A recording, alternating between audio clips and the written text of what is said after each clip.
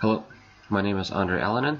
I won't belabor you with an overly long introduction, as Scott has already given you one in Lecture 1A, but he and I are preparing the content for the flip mode section of ZEIT3220, Parts 2 and 3, and so I'll just jump straight into the lecture.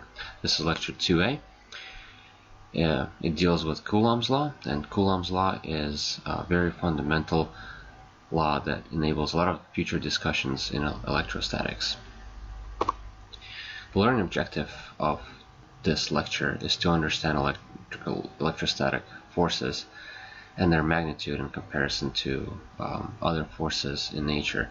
So in a way, we're not introducing too many new things. We're trying to extend your understanding of forces from the physics and mechanics kind of background and apply those skills and tools to electrostatic forces instead.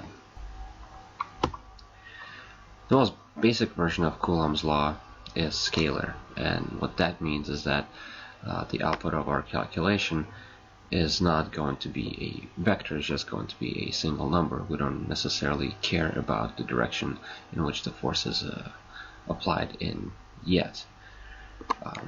So in the numerator we have Q1 and Q2, which are the two charges or the two particles. In the denominator we have d squared, which is the distance between them squared, and up front we have K, which is a fundamental constant. You can call it the Coulomb's constant.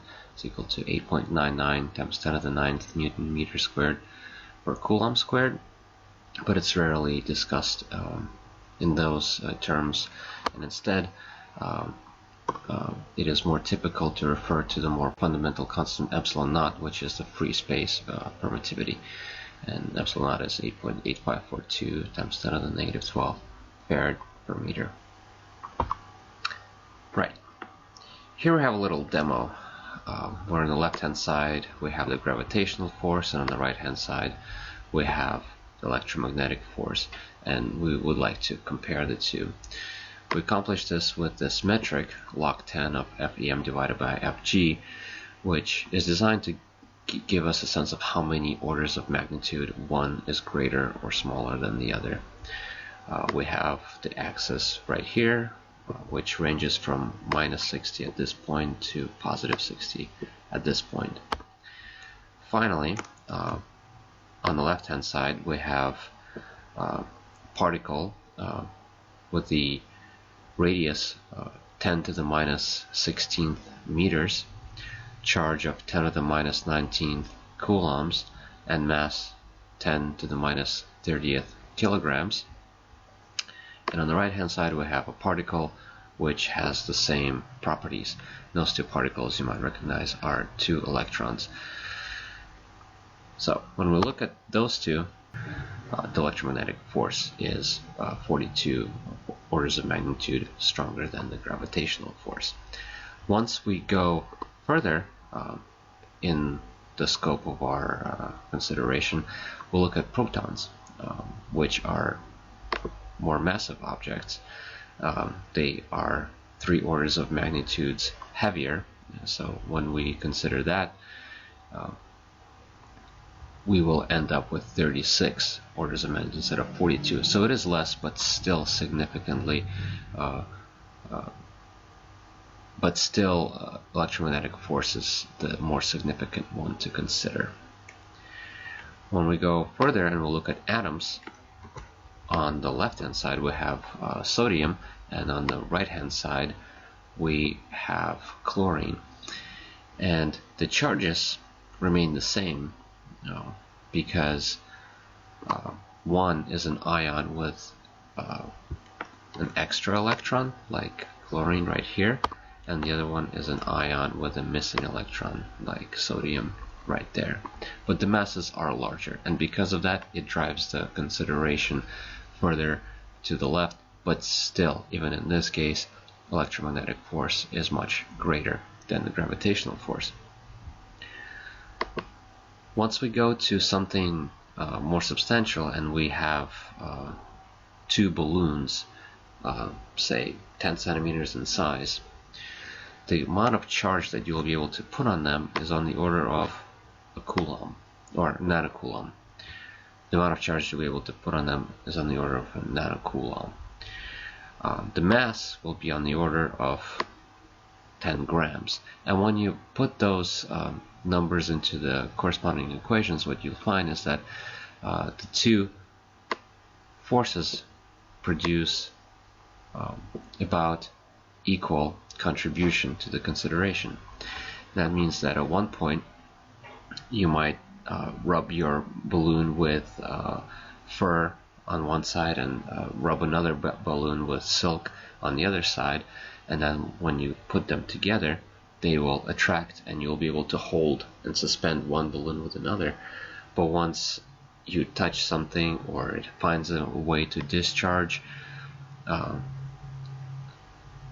these charges will change and gravitational force will take over and one of the balloons will succumb to the gravitational force. Once you go further to more astronomically sized objects, what you note here is that Earth will have a charge on the order of a Coulomb, while the Moon will have a charge on the order of 0.1 coulombs. Their masses are huge compared to all the other objects that we were considering before, and that plays a role in putting that metric of FEM divided by FG at negative 48 orders of magnitude, meaning that gravitational force is so much stronger. And as you go further, and instead of looking at the Moon and Earth, you look at the Sun and the Earth, the gravitational force is 54 orders of magnitude stronger. In many cases, however, a scalar form of the Coulomb's law will not suffice, and in the previous example we were just looking at the magnitude of the force, but now we want to start looking at the direction of the force as well. And here we have two charges, and they are of the same sign. Q1 and Q2 are both either positive or negative, and we have two separation vectors, D12 going from 1 to 2 and D21 going from 2 to 1. What these two particles will experience is repulsion. FEM, 1 will take on that same Coulomb's constant, so will FEM2. The charges still play a role, and if they're both negative, it'll end up being a positive number, and if they're both positive, it'll end up being a positive number. The distance is squared, but we'll only look at the magnitude of that distance for both, and they will be in the direction of the opposing charges distance to the charge itself. So for FEM1, Q1 will experience direction D21, and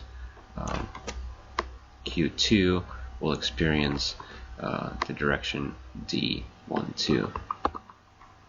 If, for example, we are to consider opposite charges, Q1 and Q2, then instead of repulsion we will have attraction.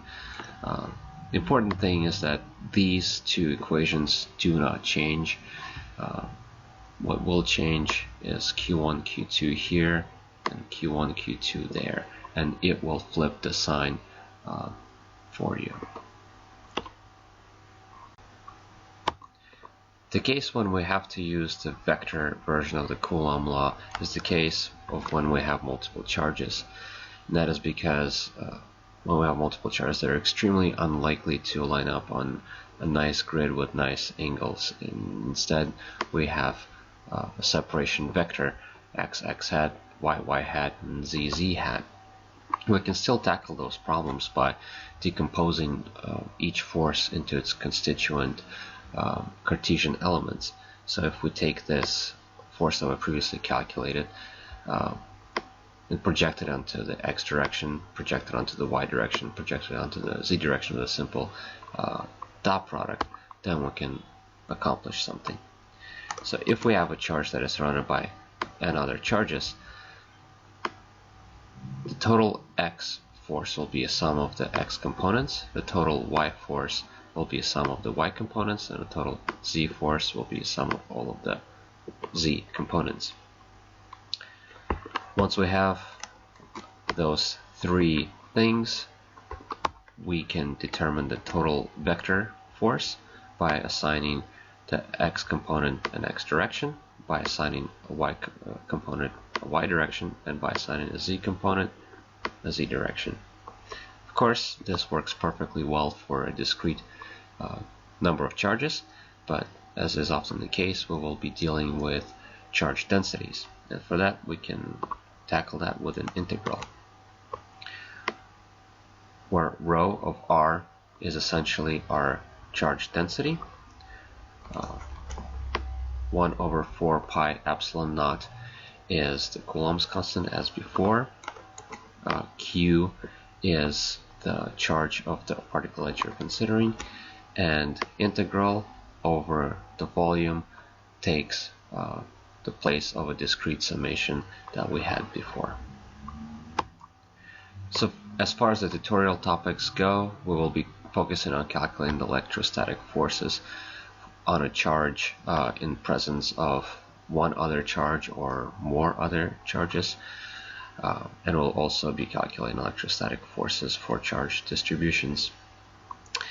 This brings lecture 2A to an end. Thank you very much.